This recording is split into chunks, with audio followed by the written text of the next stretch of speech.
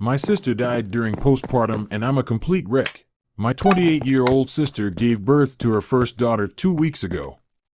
I-17F was in the hospital together with my parents and her husband.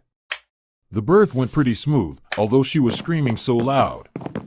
I was so excited to be an auntie, and holding my newborn niece in my arms was a precious moment. Everything seemed fine afterwards. My sister came home about 3 days later and she and her husband stayed with me and my parents as they needed help to take care of the baby. But 2 days after she came home, she was experiencing exhaustion, pain in her body, and she constantly fainting.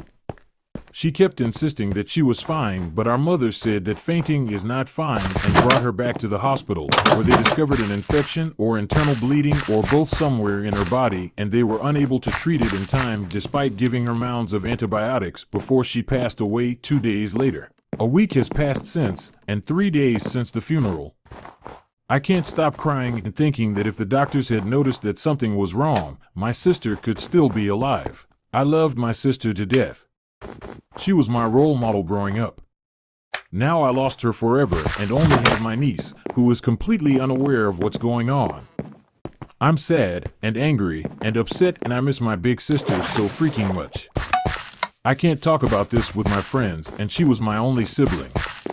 My parents aren't helping much as they're also grieving, so I don't know what I'm expecting to get from here, but I'm just a complete freaking wreck.